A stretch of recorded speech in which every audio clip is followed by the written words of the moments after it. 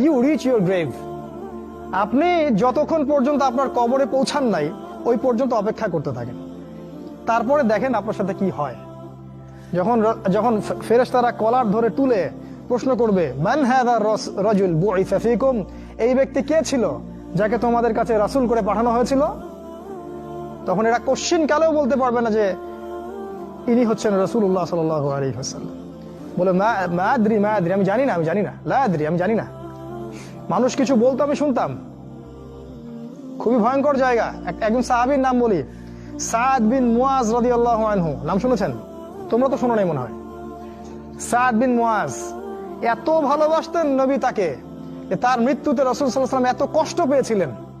সাদ বিন Muaz answer সাহাবী ছিলেন। তার একার দাওয়াতে প্রচেষ্টায় মদিনায় বহু মানুষ ইসলাম কবুল করেছিল। এই মানুষ খন্দকের যুদ্ধে তার গায়ে একটা তীর লাগে, প্রচুর রক্ত প্রবাহ হয় এবং তিনি মারা যান, শহীদ হয়ে যান।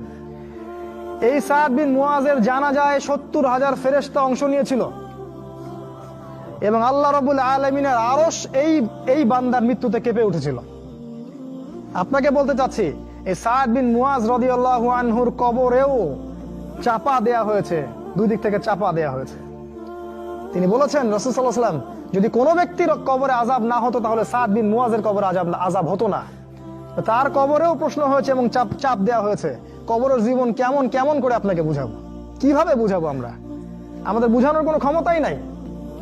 আজকে আপনি রাসূলের আদর্শকে পরোয়া করছেন না। কাল যখন আপনাকে রেখে আসা হবে ওই যে বিসমিল্লাহি আলা মিল্লাতি রাসূলিল্লাহ বলে, তখন বুঝবেন যে রাসূলের মিল্লাত কাকে বলে। আল্লাহ পাক আমাদেরকে উসওয়াতুল হাসানা নির্ধারণ করার তৌফিক দান করুন।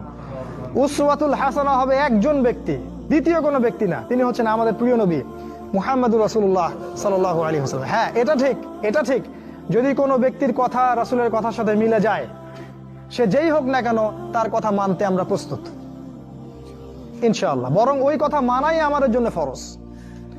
আর পৃথিবীর যে ব্যক্তি হোক না কেন, সে যত বড় নেতা হোক না কেন, যেই হোক না কেন, কারো কথা যদি নবীর কথার সাথে না মেলে, তাহলে সেই কথা মানতে আমরা মোটেও বাধ্য নই, বরং সেটাকে না মানাই হচ্ছে আপনার ঈমানের দাবি।